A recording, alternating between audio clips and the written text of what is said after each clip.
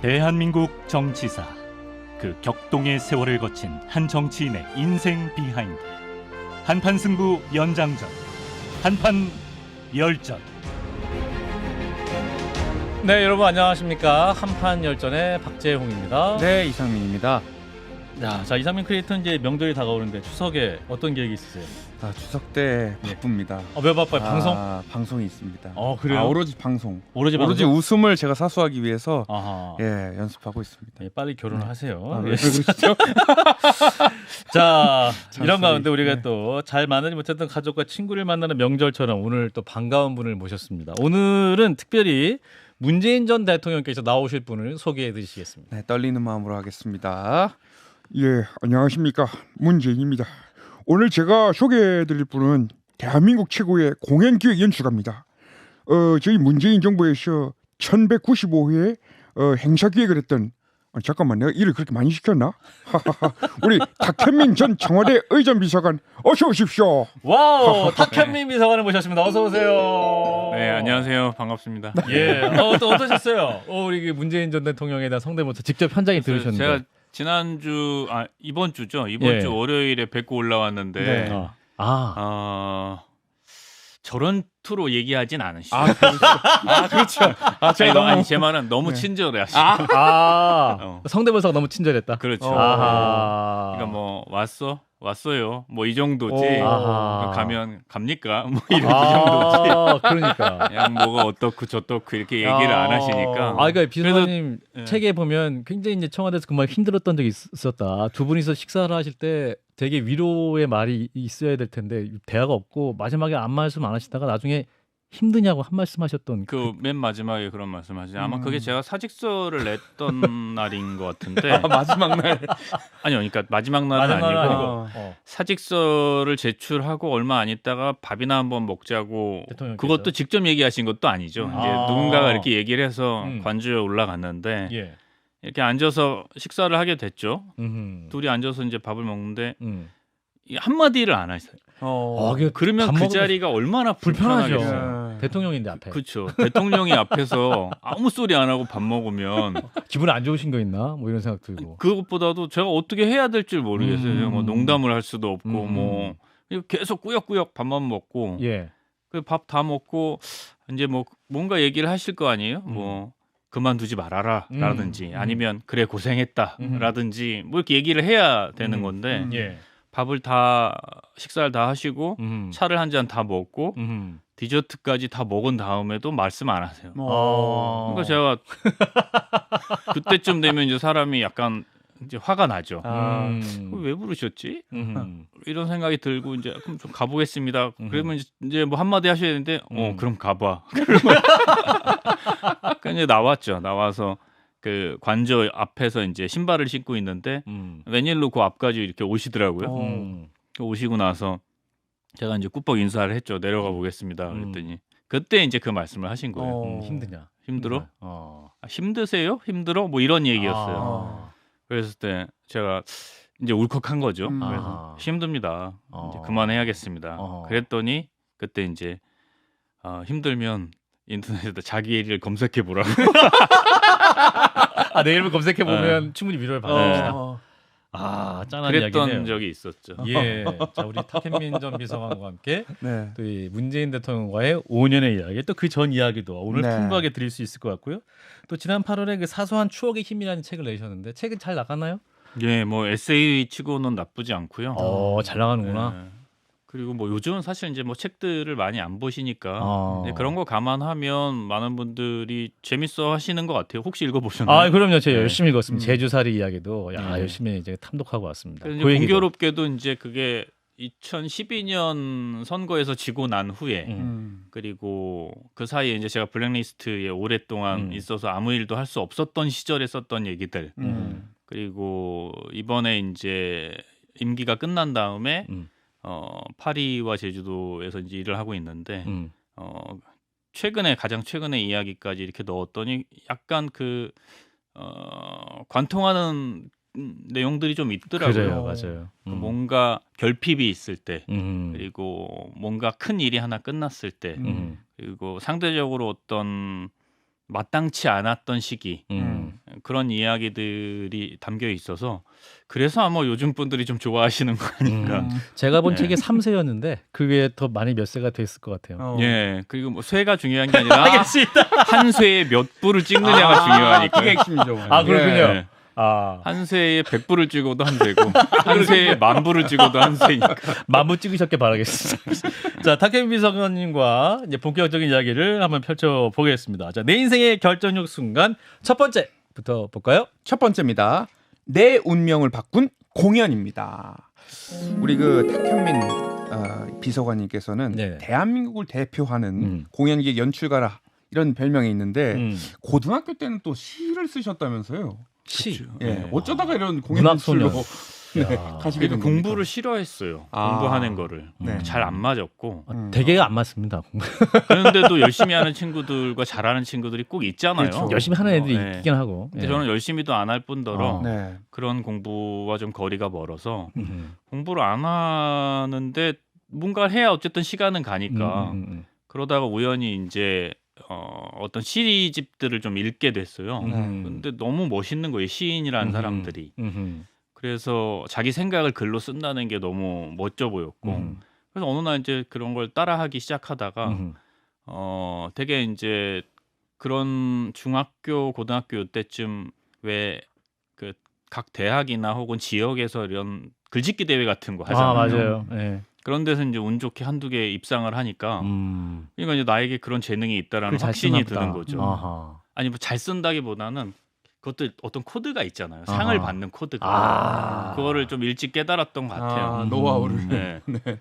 그래서 그렇게 쓰다가 제가 또 마침 진학했던 고등학교가 정말 특이한 학교였어요. 아. 그 학교는 고등학교 문예반이라는 뭐 일종의 동아리 혹은 서클 같은 게 있었는데 모든 그 고등학교 문예반 학생 중에 한 명 정도, 그러니까 문예 부장을 했던 사람은 아, 문예부장. 예, 고등학교 2학년 때 전부 등단을 했어요. 오와. 고등학교 2학년 때, 그러니까 학생 신분으로 뭐 신춘문예도 그렇고 뭐 월간문학 뭐 이런데 현대문학 이런데 막 등단을 하니까 되게 이제 선생님들도 되게 대단하게, 그러니까 학생 같이 안 보고 아하. 한 명의 시인이나 작가처럼 대우해 주는 경우가 많았고, 그래서 그렇군요. 저도 그 문예부장이었거든요. 이야, 그렇군요. 그래서 당연히 제가 일찍 등단을 등단할 할 줄 알았는데 그 찬란했던 역사가 저한테서 깨졌죠.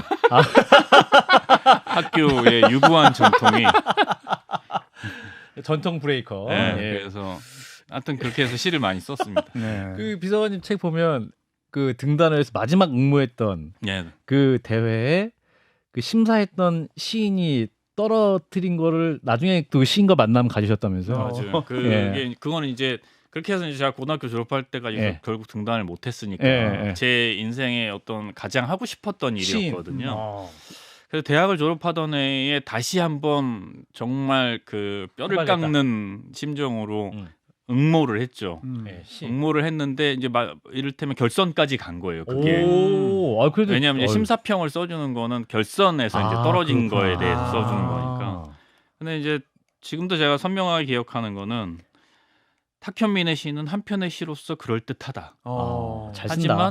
하지만 여기가 중요하죠. However, but. 모든 시인은 저마다 각자의 우주가 있어야 한다. 탁현민의 시는 시로서는 그럴 듯하지만 아하. 그만의 우주가 보이지 않는다. 아, 너무하네. 엄청 큰 상처를 받을 만한 말이잖아요. 세계가 없다는 거 그렇죠. 아닙니까? 네. 그러니까 그거는 시를 못 쓴다는 말보다 훨씬 더 충격적인 거죠. 그러니까 박정웅 진행 뭐 좀 하는데 네. 진행에 영혼이 없다 뭐 이런 거 그런 비슷한 거 아니야? 비슷하죠. 이렇게 진정성이 없다 뭐 이런 거 비슷한 거네. 그래서 엄청 좌절하고 나는 더 이상 글을 쓰지 않겠다 아하. 하고 작심하게 된 이유가 거기 있었는데 음. 그 심사평을 쓴 시인을 한 10년 후쯤 알게 됐고 네. 그 다음에 물론 저는 그 전부터 알고 있는 아주 위대한 시인이죠. 위대한 시인. 예. 예, 근데 10년 후쯤 이제 개인적인 인연을 갖게 됐고 네. 갖게 되면서 제가 이제 그 말을 했죠. 아하. 덕분에 제가 시인의 길을 못 걷게 되고 그게 나다. 앞으로 글을 못 쓰게 됐습니다. 네, 그 시인이 누구신지는 네. 탁현민 비서관의 사소한 추억의 힘을 보시고 보시면 나옵니다. 나옵니다. 그 시인이 나옵니다. 누군지. 네. 지금도 미안해해요. 아, 근데 지금도요? 그 시인이 알겠습니다. 자, 그런 가운데 이제 윤도현 밴드, 강산의 들국화 등 정말 많은 가수들의 공연들 기획하셨는데 또 기억에 남는 가수들 공연 어떤 게 있었을까요? 그래서 뭐 돌아가신 해철이 형 공연도 아 했었고, 신해철 씨. 아. 그러니까 라이브가 하는 가수분들은 공연으로 만났던 행사로 만났던 대개 한두 번씩은 다 경험이 있다고 봐야죠. 그러니까 90년대, 2000년대 초반까지 활동했던 대개 라이브 가수들은 되게 그리고 뭐 펑크 음악 하는 친구들도 공연을 많이 같이 했었고 댄스 음악 쪽을 빼면은 아마 웬만한 분들하고는 한 번씩 아 공연장에서 그래도 오. 마주치지 않았나 싶은데요. 그렇군요. 그러다가 이제 정치 기획 공연을 하게 됐는데. 네, 노무현 전 대통령의 추모 공연 연출을 맡으셨습니다. 예. 이 연출을 맡아달라는 제안을 먼저 받으셨던 거죠? 그렇죠. 네. 제안이 먼저 있었고 예. 제안이 먼저 있었는데 사실은 하고 싶지 않았어요 처음에는. 아 그러셨어요? 왜냐하면 제가 그닥 그렇게 현실 정치에 관심이 없었고 아 그러셨어요? 예. 예. 관심이 있을 리가 없죠 그 당시에는. 아. 왜냐하면 저는 아주 상업적인 공연들을 음. 해왔고 또 거기에 재미를 많이 느꼈고 음악을 전공하진 않았지만 이제 시를 포기한 그때부터는 음악이 너무 좋았으니까. 예.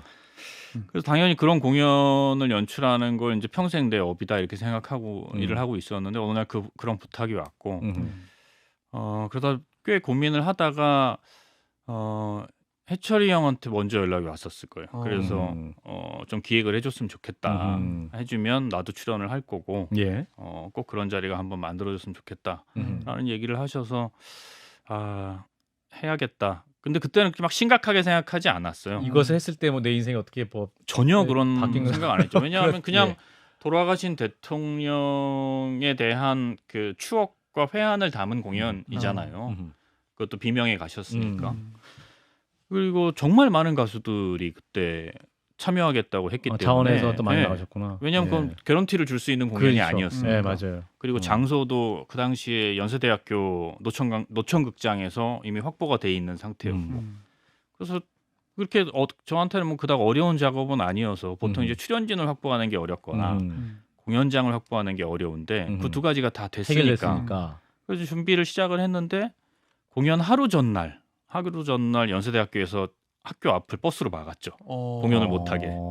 하루 전날. 예. 야, 그게 무슨 일이에요, 그건 또? 그러니까 그 당시에 이제 노무현 대통령을 추억하거나 그 추모하는 일을 당시 이명박 정부에서 상당히 껄끄럽게 생각했었잖아요. 이명박 정부 시절에. 예. 그래서 그걸 못하게 했죠. 예. 그게 이제 한마 학교로 이제 연락이 가서 이제 학교에서 되게 폭력적인 방법으로 막았고. 근데 이제 음악 이제 뭐랄까 예술을 한다고 할까요? 그런 기질이 좀 있잖아요. 못하게 하면 더 반항하고 또 저항하고 들이받고 저항하고. 이제 이런 게 있으니까 못하게 했을 때 못했어야 되는데 강행을 했죠. 강행을 했죠. 그래서 당시에 이제 성공회대학교로 하루 만에 장소를 옮기고 성공회대학교는 서울의 변방에 있고 어디에 있는지도 사람들이 사실 그때 잘 몰랐어요. 꽤 가기 어려워요. 예, 예. 가기도 어렵고 예. 학교도 정말 작고 근데 그 작은 학교에 그 당시에 제 기억으로는 몇만 명이 모여서 거의 그 지하철역이 마비되고 도로가 온통 사람들로 뒤덮일 정도였으니까 그래서 그 공연이 결국은 이제 연출을 하게 됐죠. 성공적으로 공연이 잘 끝났고. 성공하면서 제 인생이 다른 경로로 막이 펼쳐졌죠. 그때 공연하시고 바로 블랙리스트가 되신 거죠. 그렇죠. 제가 얼마 전에 제 SNS 계정에 그걸 공개한 적도 있는데 그 당시 국정원, 그러니까 이명박 정부의 국정원이죠. 뭐 거기에는 이명박 정부의 문체부도 언급이 됩니다만 거기 분명하게 써 있어요. 노무현 전 대통령의 추모 공연을 연출한 좌파 성향의 뭐라고 써놨더라. 그러니까 이명박 대통령 폄훼의 혈안이 된 기획자. 뭐 이런 혈안이 돼 식으로. 있어요. 혈안이 돼 있다. 저는 한마디도 한 적이 없어요. 이명박 대통령에 대해서는. 그렇죠. 네. 예. 어쨌든 그래서 그때 당시에 이제 그 효과가 바로 나타났죠. 일단 제가 준비하던 여러 공연들이 이제 엎어지고 투자를 받지 못한다거나 아하. 혹은 아예 공연장 그러니까 대관이 끝난 공연장에서 대관이 불어대는 일들도 여러 차례 있었고. 탁현민 프로덕션이 하면 무조건 다 그냥 일단 접고 들어가는. 그렇죠. 그러니까 이름을 잘못 지었어요. 그냥 다른 이름을 지었어야 되는데 누가 봐도 탁현민이 네, 하는 프로덕션이야. 그러니까 이름이 걸려 있으니까. 이름이 딱 붙어 있으니까 뭐 이건 딱 받아 보면 이제 끝나는 HM 거죠. 엔터테인먼트 뭐 이렇게 했으면 그냥 뭐 HM 뭘지 뭐 이렇게 했을 텐데 네. 대충 탁현민 넘어갈 수 있었을 프로덕션. 테죠. 네. 어. 어쨌든 그 일이 있고 나서부터는 이제 상업적인 공연하고는 거리가 멀어질 아이고, 수밖에 없겠죠. 그랬군요. 이 추모 공연을 통해서 음. 문재인 전 대통령을 처음 만나 뵙게 되신 겁니까? 그런 계기가 됐다고 볼 수 있죠. 어. 왜냐하면 이제 그 공연 때는 노무현 대통령의 여러 전직 비서관들, 그다음에 노무현 대통령 좋아하는 사람들이 그 공연장에 왔을 거 아니에요. 네. 그때는 근데 저는 몰랐어요, 누군지도. 아, 문재인 전 큰 대통령 관심도 당시에. 없었고 나는 그 공연을 연출할 뿐이니까. 그래서 공연이 연출한 다음에 누군가가 와서 너무 고맙다. 이런 일을 해줘서 너무 고맙고 예. 언제 식사 하나 한번 하자라고 하는 게 이제 문 대통령이었죠.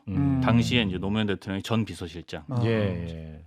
그래서 그런 분이 계시구나. 아. 그렇게만 알고 있었던 거예요. 그렇게 계시다가 5년을 또 같이 살게 되시는데 그때 인연이 어느 날 네. 그 양정철 당시 노무현 재단 사무국장이 원고 뭉치를 읽어보라고 줬는데 그거 보니까 이분이 이 글을 쓴 사람이라면 대통령이 되어야 하지 않을까라는 생각이 드셨다. 그 워딩은 이제 양정철 당시 노무현 재단 사무처장이 했던 말이고 제가 했던 말은 그 원고를 딱 읽고 이렇게 얘기했어요. 이건 운명이네. 운명이다. 예. 대통령을 해야 되는 게 운명이다. 예, 그냥 그렇게만 얘기했었고 이런 분이 대통령이 됐으면 좋겠다라는 생각은 그 다음에 이제 있었던 일이고요. 그러니까 그 대통령 돼야겠다고 이제 비서관님이 느꼈던 구절이 있어요. 살면서 정말 중요한 것은 어느 순간 그냥 알게 된다. 그러니까 이제 본인이 달변이 아닌 이유를 설명하는 대통령의 말을 듣고 히말라야에서 2017년, 어허. 16년이죠. 그거는. 어허. 2011 선거 끝난 다음. 그렇군요. 문재인 대통령이 그 만남 어떠셨어요? 탁 전 비서관과의 첫 만남. 뭐 그냥 좋았죠. 진짜 이렇게 짧게 하실 것 같아요. 네. 뭐 나쁘지 않았습니다. 근데 원래 그 북콘서트 우리 대통령이 별로 하고 싶지 않으셨다면서요? 난 박 교수가 뭐라고 하는지 하나도 들리지 않았어요. 그냥 그거 비슷하다. 엄청 비슷하다. 뭐 이런 표현하는 거 예. 의식하니까 그렇죠. 예. 실제로 비서관님이 이제 그 문재인의 운명 북콘서트 기획을 말씀했는데 전혀 무슨 말인지 못 알아듣겠다 말씀하셨던 것 같아요. 그러니까 북콘서트라는 게 제가 알기로는 그 전에는 없었어요. 그러니까 왜냐하면 그때 제가 토크 콘서트라는 걸 거의 이제 저뿐만 아니라 이제 아주 가까운 연출하시는 분과 처음 기획했었거든요.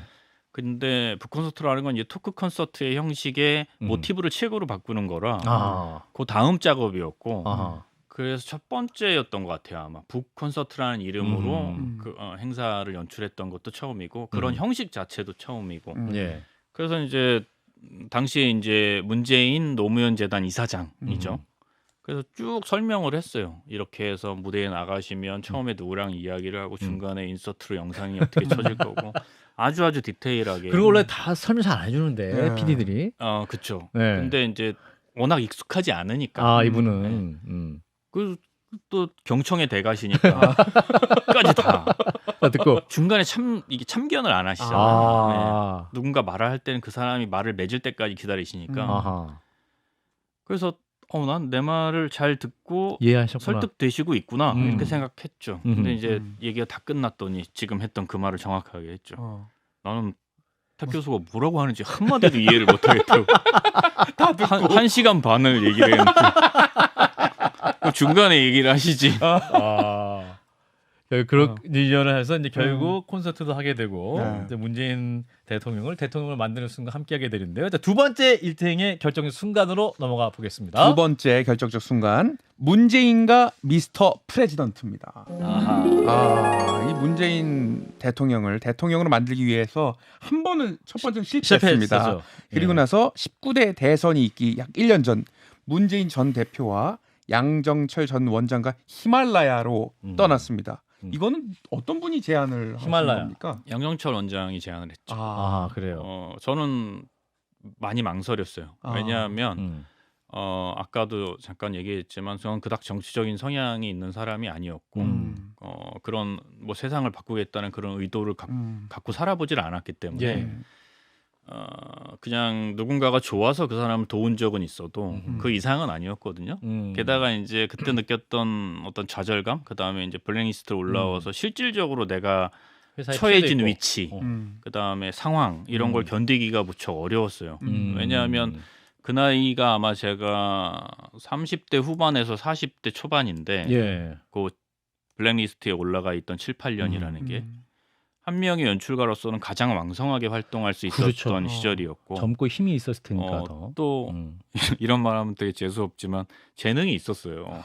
잘하시죠. 예. 기회도 여러 개 있었고 쑥스러워하시네요 많이. 괜찮아요. 아니 괜찮아요. 재수가 없으니까 아니에요. 괜찮아요. 좀 자연스러웠어요. 내 입에서 나온 얘기를 내가 들어도 재수가 없는데 이 전파로 들으면 얼마나 아니, 재수가 아니. 없겠어요. 아, 대통령 행사를 장르로 만든 분인데. 네. 근데 그래가지고. 하여튼 그래서 그게 받아들이기 힘들어서 사실은 제주도에 가 있었던 거거든요. 아. 그래서 사람도 잘 만나지 않았고 심지어는 문재인 당시 그땐 국회의원 하고 계셨죠. 맞아 부산에서. 네. 의원하고도 한 번도 연락하지 않았으니까. 아 그랬어요. 3년 4년 가까이. 어허. 원망이라기보다는 힘들었어요. 전화하고 얘기하는 게. 그리고 사람이 그런 처지에 놓이면요. 누군가 나를 위로해 주는 것도 무척 싫고 또 나를 바라보는 시선도 별로예요. 그래서 이제 철저하게 고립되고 싶었고 뭐 고립됐죠. 예. 그런데 어느 날 그런 제안을 하니까 그리고 이제 그렇게 시간이 지나면서 다행히 이제 제주도에서 여러 사소한 것들로 위로를 받고 또 다른 의미들을 찾고 그러면서 조금 상처가 좀 나아지고 있을 때인데 그 제안을 하니까 겁이 덜컥 났죠. 이걸 또 해서 또 대선에 잘 된다면 모르겠지만 잘 안 되면 어떡하지? 그리고 잘 되면 나에게는 어떤 미래가 있는 거지? 이런 걸 생각을 안 당연히 했었으니까 안 했었으니까 답이 없는 거예요. 그래서 무척 고민을 많이 했는데 제 입장에서는 일단은 그 산행까지는 트레킹은 한번 따라가자 해서 히말라야 갔던 가보자. 거였어요. 네. 그 사진이 전 준비가 되어 있습니다. 네. 사진이 저기 저기 히말라야 어떤 봉우리 중 하나인 거죠, 비서관님 그러니까. 네. 그래도 굉장히 추운 얼굴. 네. 예. 아니 실제로 좀 추웠어요. 진짜 추워. 근데 그 되게 얇아 보이는데 옷이. 그래도 가서 거의 아마 트레킹 말미쯤 되는 거. 트레킹 말미쯤 되는. 아하. 그 그냥 어떤 코스를 계속 돌고 뭐 그냥 쉬고 이야기하고 뭐 이런 거였나요? 그러니까 매일 정해놓은 몇 킬로씩을 걷고 그 다음에 저녁 때 롯지라고 하죠. 그 산장에 들어가서 자고 자기 전에 이제 밥 먹으면서 차 마시면서 얘기하고 그런 것을 한 15일 정도 되풀이한 거죠. 15일 한 20일 가까이 이제 되풀이한 거죠. 그 과정에서 이제 문재인 당시 의원의 생각을 여러 형태로 들을 수 있었고 또 저도 궁금한 것들을 여쭤보기도 했고. 근데 그 듣는다는 것보다는 지금 저 사진 사진 보면 굉장히 메롱하고 메롱을 하고 있어요. 있거든요. 이거 무리한 거 아닙니까 박형민 이거? 비서관이 대통령에서 메롱 혀를 내밀고 있고 대통령은 뭐죠? 하고 얼굴을 보고 있어요. 제가 그러니까 만만합니까? 이러고 저 계시네요. 사진을 우연히 찾아서 재밌어서 이제 올렸는데 기억을 더듬어 보면 저거는 이제 트레킹이 다 끝난 상태예요.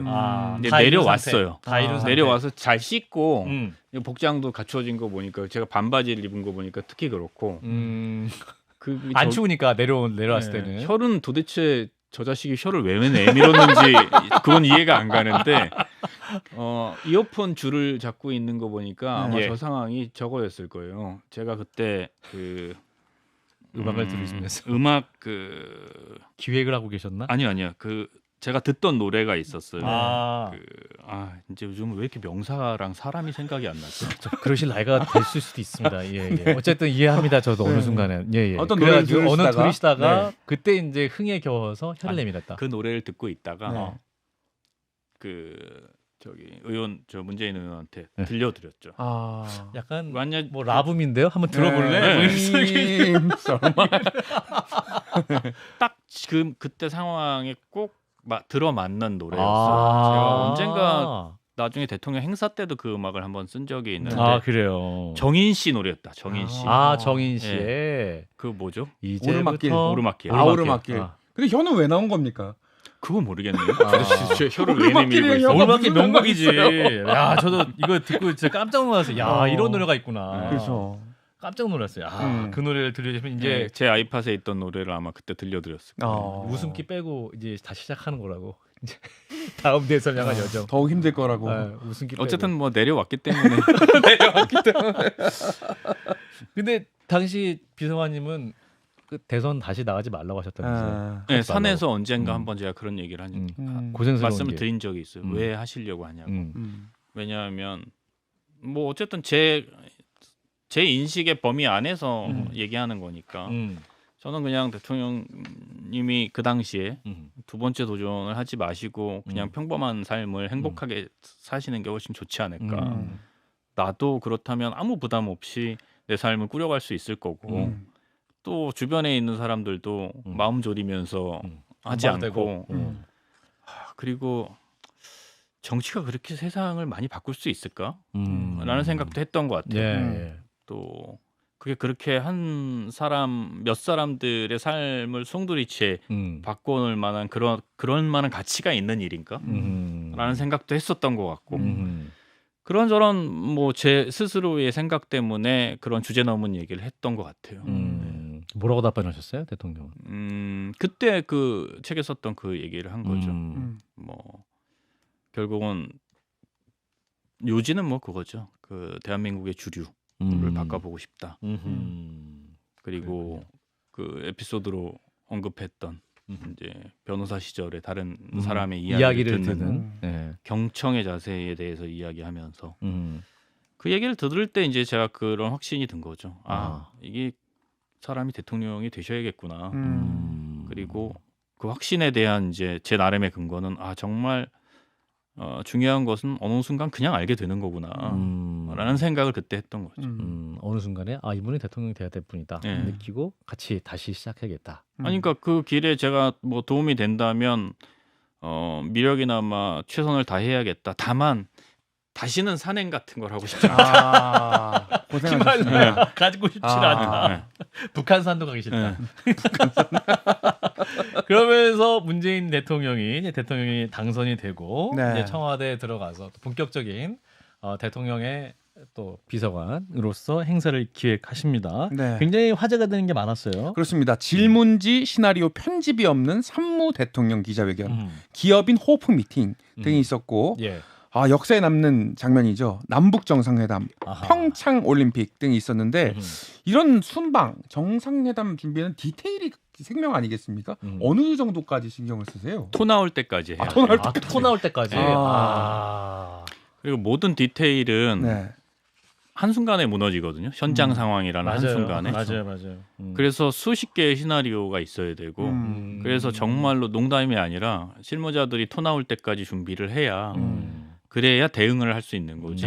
시나리오대로 가는 적도 없고 그럼 어느 순간 약간 현타가 오죠. 도대체 이럴 거면 시나리오를 뭐하러 준비하나.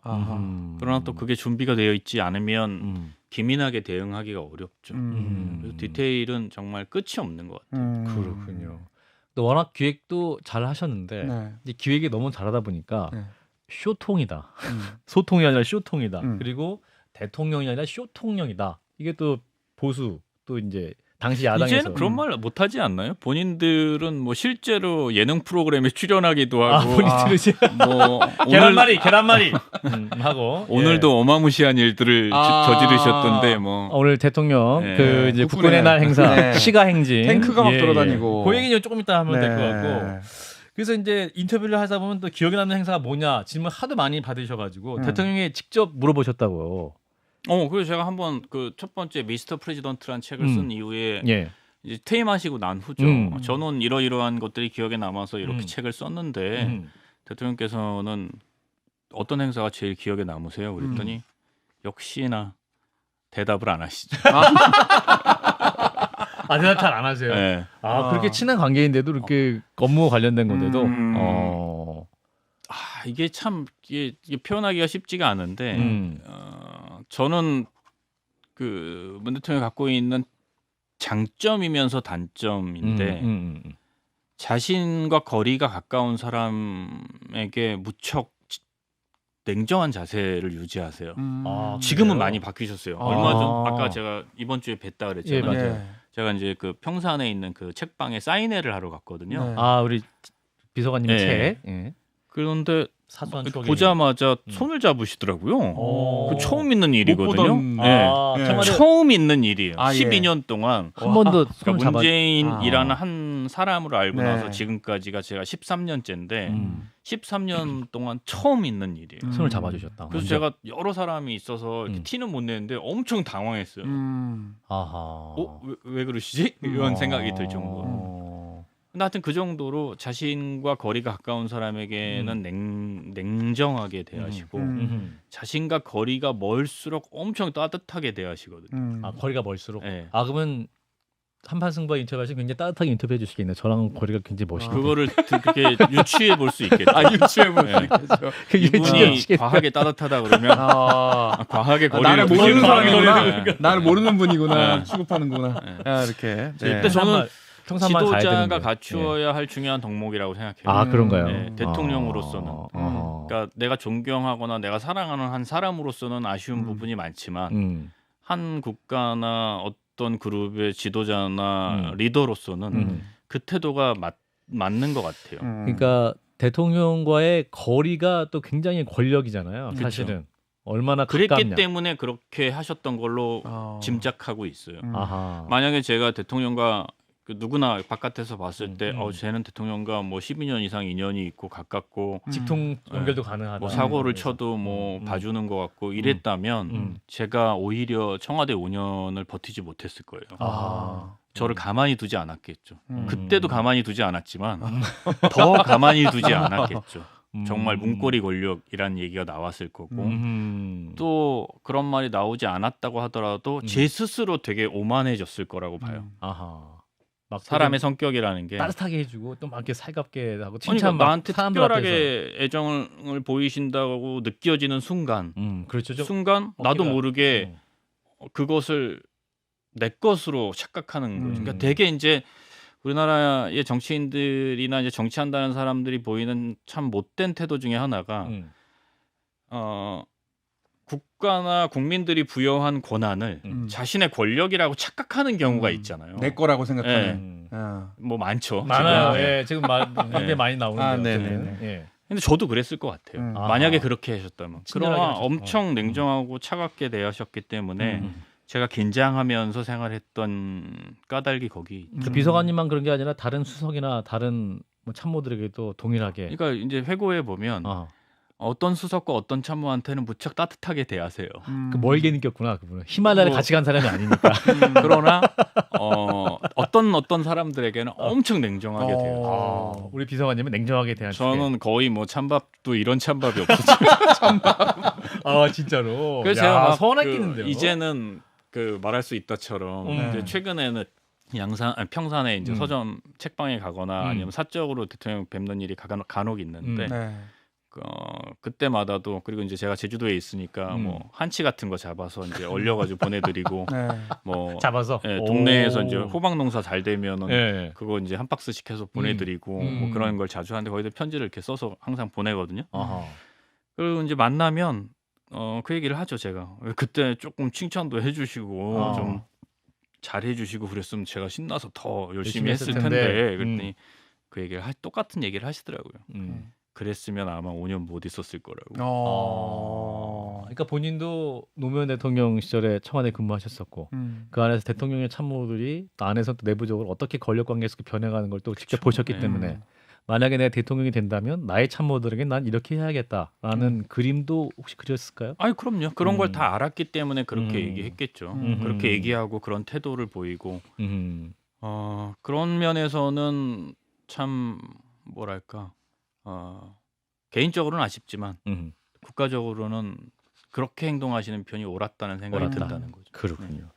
자, 이제 비서관님이 기획한 그 행사 중에 BTS가 유엔 총회에서 연설했던 게 굉장히 큰 화제였는데 그건 어떻게 기획하셨던 거예요? 그거는 사실 단일 프로젝트가 아니었어요. 큰 틀에 오랫동안 준비돼 있던 거고 BTS뿐만 아니라 여러 대한민국의 아티스트들 특히나 문화예술인들을 놓고 고민했었고요. 저희는 그 가제로 그것을 김구 프로젝트. 김구 프로젝트. 예, 그러니까 김구 선생님의 문화 국가론. 그러니까 우리는 뭐 부강한 나라가 되길 바라는 게 아니고 문화적으로 훌륭한 나라가 되길 바란다. 거기서 이제 착안한 일종의 프로젝트였고요.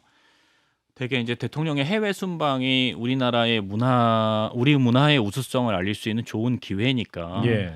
순방을 나갈 때마다 한국 문화를 알릴 수 있는 프로그램 하나씩은 기획을 하자라고 해서 착착착착 진행하던 중에 유엔 총회가 다가왔고 유엔 총회에서 이제 BTS가 연설하는 것을 이제 당시에 유엔에서 먼저 요청이 왔었죠. 아하, 그래서 그렇군요. 이걸 최대한 이 기회를 잘 살려서 이 기회에 이제 우리 문화의 우수성을 어떤 방식으로 알리는 게 좋겠느냐라는 걸 이제 BTS 멤버들하고 거의 최소한 3, 4개월 이상 아마 논의를 했을걸요. 3, 4월 때 많이 만나셨겠네요. 물론 이제 회사도 만나고. 아하, 그랬군요. 그때 RM의 영어 연설 굉장히 화제였어요, 사실은. 네. 근데 사실 이미 연설을 그 앞에 2차례나 했어요, 유엔에서. 이미 했었어. 그래서 그때 프로젝트 핵심은 또 한 번 연설을 하는 것보다 그리고 그때는 한글로 했어요. 우리 그 유엔 방문했을 때. 그래서 일부러 한글을 선택했고 일부러? 멤버들이 한글로 하고 싶다 그래요. 아하. 그다음에 연설보다 더 중요한 게 그 당시에 본회의장과 유엔 총회 그 유엔 건물 앞에서 원테이크로 녹음했던 그런 뮤직비디오를 찍었던 그 기억이 나네요. 프로젝트였죠. 자, 퍼미션 투 댄스였던 거. 맞아. 그랬던 것 퍼미션 투 같아요. 댄스. 예. 그래서 이제 타케미 비서관이 이제 대통령실에서 엄청나게 정말 열심히 일을 하다가 네. 탁현민 이제 풀이 짤이 돌아다닌 건 아시죠? 네. 이제 그만 이즈 프리. 끝나고. 끝나고. 네. 그 짤이 있는데 그 짤 한번 볼까요? 저기 네. 저기 비서관님 실제 모습은 네, 맞는 맞아요. 거죠? 저 누가 찍은 겁니까? 그건 모르겠어요. 왜냐하면 저기 찍으신 데가 아마 그 논이 있고 그 길 건너서 찍으신 것 같아요. 그러니까. 이거 비서관님 누군지를 알고 찍으신 분인 것 같은데. 네. 야, 그러니까 저 때가 이제 청와대 근무 끝나고 정말 이제 해방이다 이렇게 마지막 날. 마지막 날에 이제 대통령이 퇴임하시고 이제 네. 양산 사저에 모셔다 드리고 그리고 이제 진짜로 모든 일이 다 끝나서 제가 마지막 퇴근을 하는 마지막 퇴근. 네. 그 순간이었죠. 그래서 저도 모르게 기분이 좋아서 네. 가방을 하늘 위로 던졌던 이제 끝났구나. 근데 얼마나 이제 신나셨던 거예요. 네. 제가 나중에 이제 이번 책에도 그 회고를 써놓은 적이 있는데 사실은 전날 대통령을 모셔다 드리고 큰절이라도 한번 올리고 싶었어요. 문재인 대통령에게 네. 고생하셨습니다. 고생하셨고 뭐 감사했다. 그런 말씀을 드리면서 큰절 하고 싶은데 사람들이 워낙 많아서 제가 뭐 폼 잡고 절할 수 있는 상황이 아니었고 그래서 막 왁자지껄 하는데 이제 그런 거 있잖아요. 내가 모시던 대통령인데 이제는 이제 다른 분들이 모시게 됐고 그다음에 동네 주민들 몰려와 있고 평산마을. 그러니까 내가 이제 그 영화로 따지면 그 엔딩 씬에서 이제 밀려나는 거 조금씩 밀려나는 페이드 아웃 되는 거죠. 그렇죠. 페이드 아웃이 완전히 된 다음에 이제 혼자 퇴근을 하는데 여러 만감이 교차하죠. 그래서 그런 심정을 썼는데 그때 딱 들었던 생각이 그거였던 것 같아요. 문재인 대통령의 한 시대와 나의 한 시절이 같이 할 수 있어서 참 좋았다. 그런 생각이 들었었죠. 그리고 이제 총총총총 퇴근을 했죠. 가방 던지고 그렇게 우리 타케미 비서관은 퇴근을 했지만 네. 또 새로운 일이 다가오고 있는 것 같습니다. 세 번째 순간으로 가보겠습니다. 세 번째 순간 블랙리스트가 다시 온다? 이게 무슨 말입니까? 네, 이명박 정부, 박근혜 정부 때 블랙리스트에 오르신 적이 있습니다. 블랙리스트에 오르면 무엇이 가장 힘든지 그게 골라본 적 가장 없죠. 그렇습니다. 그 불안감을 좀 느끼지 않아요?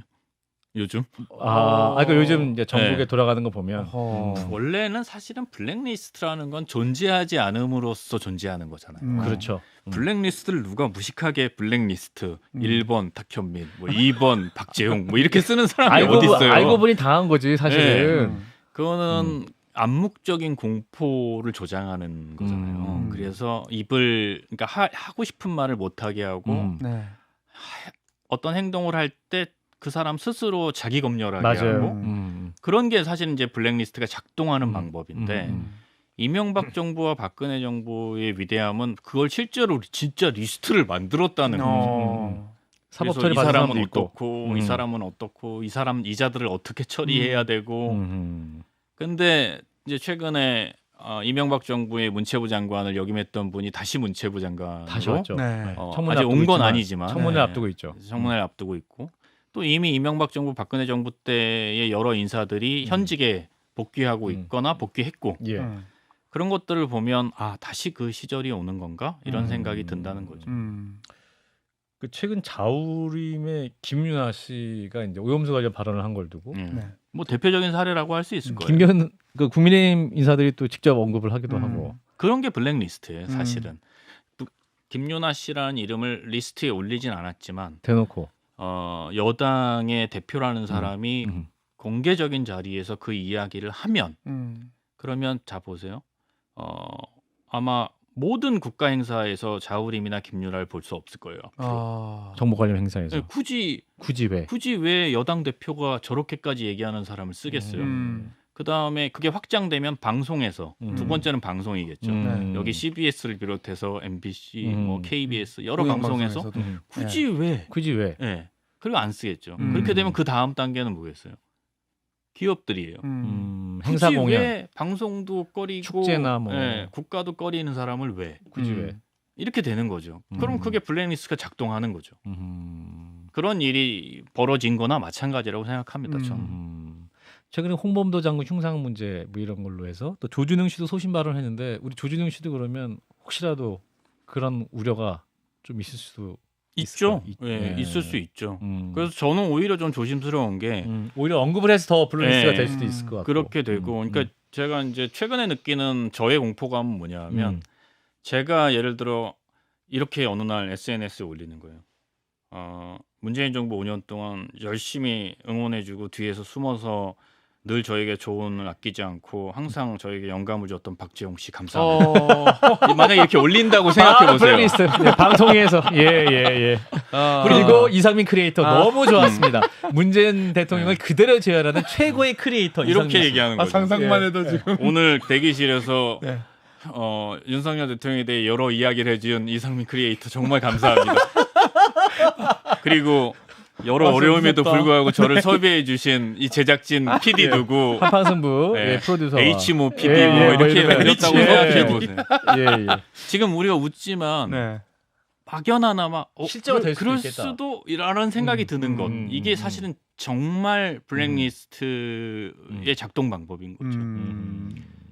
심리적으로 벌써 유축되기 시작했으니까. 집에 가봐야 될 것 같습니다. 그래서 제가 특정인을 언급하는 걸 상당히 조심하려고 하고 있어요. 그렇군요. 그게 긍정적이든 부정적이든. 뭐 그동안 이제 여러 인터뷰를 통해서 이제 현 정부 비판도 많이 하셨습니다만 네.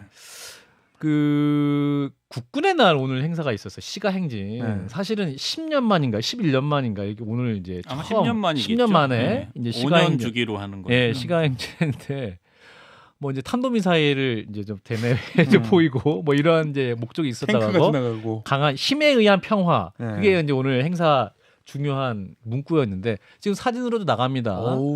오늘 비도 왔었는데 군인들이 많이 고생했던 것 같아요. 비서관님은 오늘 행사 전반적인 분위기 어떻게 보셨습니까? 글쎄 뭐 저는 이제 처음부터 끝까지 모니터하지는 않았기 때문에 그냥 인상평만 어떤 특정 장면의 디테일을 얘기하기보다는 근데 저는 개인적으로는 퍼레이드라는 게 참 쓸데없는 짓이라고 생각하는 편이라 그러니까 퍼레이드라는 거는 일종의 과시하는 거잖아요. 주로 그런 걸 많이 하는 나라가 북한이죠. 중국, 러시아 맞아요. 이런 데거든요. 맞아요. 예. 물론 서방 국가에서도 퍼레이드를 합니다만 그쪽의 퍼레이드는 무기 자산을 보여주거나 힘에 의한 평화 뭐 이런 걸 하는 게 아니라 말 그대로 즐겁고 흥겨운 페스티벌. 그렇죠. 그러니까 2차 세계 대전 노르망디 상륙 작전을 기념하는 퍼레이드. 뭐 키스 이런 장면 뭐 이런 거거든요. 거 막 하고. 제가 알기로는 미국 같은 경우도 퍼레이드를 하는 경우는 승전 퍼레이드 외에는 없었던 걸로 알고 있고 아마 마지막 퍼레이드가 2차 세계 대전 이후나 월남전 이후가 뭐 하여튼 그 정도로 오래된 행사인데. 그러니까 주로 이제 북한 같은 경우만 예를 들자면 왜 보여주겠어요? 쫄아서 그러는 거거든요. 우리 이렇게 미사일도 있고 하니까 사람이 겁을 먹으면 어떻게 돼요? 과시하고 막 과시하고 블러핑하고. 둘이 만약에 1대1로 싸운다 그래도 네. 겁먹은 사람이 먼저 주먹을 휘두르게 돼 있잖아요. 욕도 먼저 제일 하고 세게 하고 원래 그렇죠. 겁먹은 사람이. 위협도 하고 위협도 괜히 하고. 말로 하고 그걸 굳이 안 보여줘도 돼요. 만약에 우리나라가 정말 대단한 무기 자산이 있으면 압도적인 힘이 네, 있다면 그걸 그냥 갖고 있고. 갖고 있고 슬쩍슬쩍 기술적으로 이렇게 보여주면 되지. 그거를 비 맞은 날 장비 또 다시 다 닦아야 되잖아요. 저러면. 그렇죠. 미사일 닦아야겠네. 그러고 보니까. 다 닦아요. 저거 전부. 그리고 아시겠지만 저런 퍼레이드 나올 때는 A급만 갖고 나온단 말이에요. 맞아요. 그것도 다 말려야 되고 정비가 어마어마할 거예요. 하여튼 그것도 그거고. 그리고 또 상식적으로 비가 이렇게 오면 비가 오면 네. 네. 하지 말았어야 했는데. 제가 있던 군대 뭐 오래된 얘기긴 합니다만 비가 오면 내무반에서 정신교육 하잖아요. 그 전투 체련하고 그렇죠. 예, 예. 체련 활동하고 훈련 중지하고. 근데 이제 무엇보다 이제 앞거는 작년 국군의 날인가도 아마 그런 비슷한 장면이 있었는데 국군의 날의 엔딩 씬을 대통령이 받는 환호로 끝난다는 걸 제가 이번에도 봤어요. 대통령이 맨 마지막에 퍼레이드를 끝난 장병들 사이로 들어가서 짧게 한마디 하고 본인이 박수갈채를 받으며 퇴장하시더라고요. 예. 뭐 일관돼서 좋긴 한데 예, 국군의 날의 주인공은 누가 뭐래도 군인이 돼야죠. 우리 국군 그래서 장병들이 돼야 되는데. 제가 국군의 날 했을 때는 물론 해마다 조금씩 사정이 다르긴 했어요. 어떤 해에는 그 안보 상황이 위중했기 때문에 좀 강력하게 보여줘야 할 때도 있고 또 어떤 해는 남북의 평화 무드가 조성됐기 때문에 국군의 어떤 미래상을 보여줘야 할 때도 있었고 예. 그 각각의 상황에 맞게끔 디자인을 하고 연출을 했던 것 같은데 지금 국군의 날을 이렇게 보면 대통령을 위한 국군의 날 행사 같은 느낌. 대통령을 위한 국군의 네. 행사였다. 그래도 우리 탄도미사일 신형 그런 거를 대내에 보여주면 북한에게도 어느 정도 북한식으로 메시지가 가고 김정은 위원장이 아니 맞아요. 그러면은 예. 우리 공산 전체주의 세력이라 예. 그런 반국가 세력들이 무서워할 거란 말입니다. 어떻게 보세요? 이런. 그러니까 그게 북한식 사고 방식. 아니 나 침도무한 거 아닙니까 이거? 이거 다 적어놔야 돼 이런 거. 북한이 북한이. 우리에게 그런 전략 자산이 있다는 걸 모를까요? 그리고 그렇게 이렇게 비 맞는 날 그걸 끌고 나와야만 알까요? 저는 그렇게 생각하지 않아요. 이미 알고 있기 때문에 한미 연합 군사 작전도 두려워하는 네. 것이고 북한이 이미 그거 하지 말라고 그래서 계속 주장하는 것인데. 근데 굳이 저쪽 친구들 저쪽 사람들하고 똑같이 행동하는 게 그래서 전략적으로 그렇게 유효한 방법일지 잘 모르겠네요. 아니 우리의 전략은 적에게 두려움을 주는 강한 군대를 만들 거라는 겁니다. 그거 아시겠어요? 그거? 참 그. 미사일 보면 또 좀 두려워할 수는 있게 너 두려워하면 시간 북한 두려워하겠지. 까부지 마라 이놈들아. 오히려 이런 방법은 있었죠. 제가 마지막 국군의 날 마지막 때였나? 국군의 문재인 대통령의 문재인 대통령 예. 마지막 국군의 날에 네.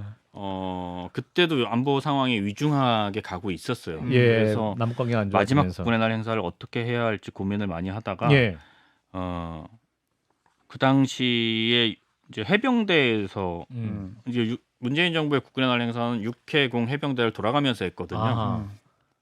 그렇게 해야 되는 이유는 오늘도 확인된 것처럼 예. 이게 이제 시가지 퍼레이드나 육군 중심으로 행사를 하면 공군은 비행기 기상이 나쁘면 비행기가 못 날아가서 맞아요. 보여줄 게 없고 네. 그러면은 조종사들이 헬멧 쓰고 행진하고 있고요. 맞아요. 좀 해군은 무섭네요. 예. 되게 이상한 배가 오늘 있고 뭐 CG 같은 배가 예. 방송에 등장했다고 난리가 났던데 네. CG가 아주 망했다는 청취자 여러분의 피드백이 있습니다. 그렇게 예. 하거나 아니면은 오리발 끼고 행진하거든요. 그러니까 그런 되게 어색한 모습을 보여줄 수밖에 없어요. 그래서 그 당시에 마지막 국군의 날 행사를 이제 해병대에서 했는데 제가 그때 당시에 행사 준비하는 분들과 같이 모여서 첫 번째로 우리가 테이블에 놓고 방향을 정했던 게 실제 작전처럼 해보자. 그리고 그 장면을 라이브로 보여주자. 여기에서 착안해서 시작을 했거든요. 그래서 어떤 상황이 발생했어요. 그러면 가장 먼저 어떤 것부터 시작이 되느냐. 정찰 자산이 들어가고 초계기가 날고 그 다음에 거기에 특수부대가 먼저 들어가고 거점을 확보하고 해군에서 함포 사격을 하고 육군에서 헬기가 날고 전투기가 가서 폭격을 하고 전시 상황을 가정해서 네, 그 사이에 해병대가 음. 상륙돌격 장갑차를 타고 해안으로 상륙하고 마지막에 그 거점을 확보하는 것까지를 말 그대로 원테이크로 보여주자. 그래서 그걸 한 거예요. 그게 문재인 정부 마지막 국군의 날 행사였어요. 실제로 국군의 날 행사였지만 행사가 끝난 다음에 대개의 지휘관들이 뭐라고 얘기했냐면 정말 작전같이 했다. 그리고 도움이 많이 됐다. 실제로 우리가 육해공 해병대가 같이 모여서 작전할 수 있는 게 그렇게 생각보다 많지 않은데 이 기회에 각자의 자산들을 경험해 볼 수 있었고 하나의 작전이 전체가 어떻게 흘러가는지를 개별 병사들도 알게 됐기 때문에 사실 그 워게임 뭐 시뮬레이션 하지만 실제로 이렇게 막 자산이 움직이고 이런 걸 머릿속에 봤다 실제화돼서 그쵸. 구현되는 게 힘든 건데. 그리고 정말로 그 당시에도 그런 게 있더라고요. 그러니까 뭐 제가 특정할 수는 없지만 뭐 예를 들어 뭐 100톤을 실을 수 있는 거라고 생각했는데 예. 실제로 100톤을 실어 보니까 속도가 그만큼 안 나더라. 아. 이런 거 못 해봤던 거거든요. 그렇군요. 예, 그다음에 전쟁이 났는데 뭐 어떤 배가 어떤 상륙함 안으로 들어가야 되는데 이게 보통 평시에는 어떤 규정이나 이런 것들 때문에 그 안으로 이게 일종의 배끼리 접안을 못하게 규정화되어 있는 거예요. 예. 근데 전시라는 게 그렇지 않을 수도 있는 거 아니에요. 그래서 경우에 따라서는 상상하지 못했던 일들이 벌어지니까 그런 것들을 실제로 해보면서 본인들도 노하우가 생기고 그런 작전 위주로 하기도 했었어요. 저는 뭐 사람들이 판단할 거라고 봐요. 그런 경험이 중요한지 예. 아니면 이런 퍼레이드 비 오는 날 저렇게 비 오늘 맞고 근데 퍼레이드 하는 게 야심차게 중요한지. 정조 대왕함 그 증강 현실 그 AR 기술을 이용해서 또 국민들에게 많이 선보였고 AR이라고 하기에는 네. 너무 CG 수준이었고 예. 내년에 또 잘할 걸로 기대합니다 우리가. 예. 자 타케미 비서관을 만나고 있는데요. 저 안철수 의원님이 또 하신 말씀 있다고요. 아, 안녕하십니까. 되게 오랜만이네. 갑자기 이 노래가 생각납니다. 쇼 끝은 없는 거야. 아유, 어색하네요. 우리 쇼 전문가 닥비서관님. 아유, 그 대통령실과 국민의힘에게도 좀 팁을 주세요. 뭐 한 가지라도 좀 알려주십시오. 예. 저는 안철수 의원을 12년에 직접 경험했기 때문에 2012년에. 네. 어허. 저런 말을 하지 않을 뿐이라는 걸 알고 있어요. 아유, 분당으로 좀 오십시오. 지금 시급합니다. 예. 자 우리 김기현 대표님도 좀 그 당 요즘 상황도 그렇게 좋지는 않으신 것 같은데 또 이벤트 같은 거 필요하지 않으세요? 아유, 지금 우리 당의 영입 인재들이 아. 지금 곽강을 못 받고 있어요. 아하. 이거 닥비서관께서 우리 당에 좀 와주셨으면 좋겠는데 어떻게 생각하세요? 예? 우리 당에 좀 와주세요. 팁을 좀 주시든지. 예, 가실 필요는 없고 어떻게 하면 좀 골치가 아파요. 근데 제가 다른 방송에서도 말한 적이 있는데 실제로 직접은 아니지만 쿠션을 통해서 여러 개를 물어오세요. 실제로 네, 그리고 여러 가지를 얘기해 줘요. 저는 아하. 한 번도 그 마다함이 제가 없다. 얘기하지 않은 적이 없어요. 문제는 얘기한 걸 이상하게 소화하는 경우가 많고. 조언을 이상하게. 정직하게 했으나. 예. 네, 그리고 뭐 얘기했지만 안 하는 경우도 있고 그런 거지. 제가 무슨 뭐 적어도 그 분야 국가 행사 분야에 있어서만큼은 뭐 제가 굳이 제 몸값을 생각하지 않고 뭐 필요한 대로 조언을 해드리는 편이라고 생각하고 있습니다. 예. 근데 그대로 안 하는군요. 아니 노력은 하는 것 같은데 소화가 안 되는.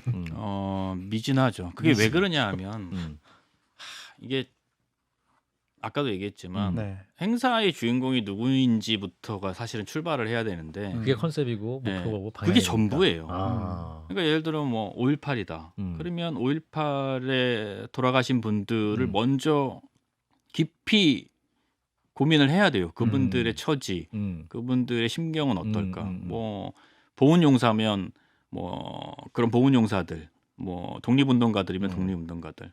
근데 저는 이 정부가 갖고 있는 일관된 문제는 대통령을 먼저 생각하는 것 같아요. 그러니까 자꾸 이상한 그림들이 나오는 거예요. 일단 VIP의 심기를 일단 좀 경험을 해야 하고 대통령이 어떻게 하면 더 빛나 보일까, 혹은 대통령이 어떻게 하면 더 좋아할까 근데 이렇게 그건 보는 것 사실 같아요. 당연한 고민일 수도 있고 PI 대통령 이미지가 또 국민들에게 좋게 가기 위해서 또 저는 당연하지 않다고 생각해요. 당연하지 않아요. 왜냐하면 아하. 저는 5년 동안 한 번도 대통령을 두고 그렇게 고민한 적이 없었고 아하, 어떻게 그렇군요. 해야 대통령이 빛나 보일까 이렇게 생각한 적이 없어요. 아하. 그리고 대통령께서도 뭐 아주 극단적으로는 이런 거죠. 어느 해 8.15 광복절 기념식이었는데 제가 어느 날 문득 그걸 준비하다 생각해 보니까 아니 그 행사에 가장 그 리스펙 받아야 하는 분들이 가장 늦게 등장해야 되는 거잖아요. 그래서 대통령이 거의 항상 늦게 등장하잖아요. 어떤 국가 행사든. 근데 광복절은 다르잖아요. 그렇죠. 예. 왜냐하면 생존해 있는 애국지사들이 있단 말이에요. 예. 그래서 대통령께 말씀드렸어요. 직접 보고를 했어요. 이러저러해서 생각해 보니 대통령께서 먼저 들어오시고 이분들이 맨 나중에 들어오셔야 될 것 같다. 두말하지 않고 당연하죠. 왜 그 여태까지 그렇게 안 했을까요? 이렇게 얘기하시더라고요. 그래서 그해 광복절 기념식에는 김영관 지사부터 애국지사들이 맨 마지막에 의장대의 에스코트를 받으면서 입장하시고 대통령은 먼저 들어와서 박수 치면서 기다리고 있습니다. 그렇군요. 예. 뭐 극단적인 예지만 예. 그런 것도 있었습니다. 자, 탁현민 전 의전 비서관과 여러 가지 이야기 아주 많이 들었는데 거의 이제 보내드릴 시간이 됐어요. 네. 이제 비서관님 책 중에 현실이란 꿈을 꾸기 위한 시간, 꿈은 현실에서 가장 중요한 이야기거리다라는 문장이 있었습니다. 제가 그걸 되게 좀 주의 있게 봤는데 우리 비서관님의 남아있는 꿈은? 저는 이제부터 공연 연출가로 다시 돌아왔잖아요. 네. 그리고 이제는 제 작품을 만들어야 될 시. 왜냐하면 저는 한 8년이라는 시간을 잃어버렸기 때문에 아하. 이렇게 활동할 수 있는 기간이 많지 않다고 봐요. 음. 근데 이제 다행히 이제 저한테도 좋은 기회가 뭐 좀 와서 음. 내년쯤에는 내년 상반기에 제가 그동안 그 구상했던 제 공연을 하나 할 수 있을 것 같아요. 아, 뭐 그래요? 간단하게만 얘기하면 저는 이제 특정 아티스트 네. 혹은 특정 가수 음. 이런 사람들의 공연을 만드는 것보다는 음. 제가 하나의 서사를 만들고 음. 필요하면 음악을 또는 춤을 또는 미디어 아트를 네. 활용해서 하나의 극을 만들고 싶었거든요. 아. 예. 그래서 그 작업을 지금 하고 있고 음. 아마 내년 초에는 보여드릴 수 있을 거라고 보고 지금 그 작업 매진하고 있습니다. 탁현민 유니버스네요. 그렇게 보셔도 음. 좋죠. 네. 그래서 그 안에 이제 여러 서사도 담길 거고 네. 제가 했던 생각들 그래서 뭐 때로는 그게 뭐 상당히 입체적으로 표현되는 부분도 있을 거고 때로는 아주 평면적으로 때로는 음악만 때로는 뭐 빛 하나로 뭐 그렇게 지금 구상하고 있어요. 이 얘기는 언론에서 처음 말씀하신 건가요? 뭐 그런 그런 셈이죠. 셈이죠, 그죠? 예. 예, 그래요. 아이고 감사합니다. 자, 이제 한판 승부 이제 끝을 향해 가고 있는데 네. 모든 출연자께 저희가 이걸 요청하고 있습니다. 박정희 한판 승부 구독과 좋아요 요청을 저 카메라를 보고 네. 해주시면 되겠습니다. 그 누구도 피하지 못했습니다. 앵벌이 같은 건가요? 앵벌이는 아니고 이제 네. 그 손바닥 핸드 프린팅 같은 느낌입니다. 간청입니다. 예, 예, 네. 간청. 박재홍의 한판 승부 좋아요 구독 눌러주세요 이렇게 하라는 건가요? 예, 맞습니다. 아. 이미 하셨습니다. 감사합니다. 감사합니다. 예, 예. 자, 이제 마지막 한판 열전의 공식 질문. 나의 인생을 한 줄로 요약한다면.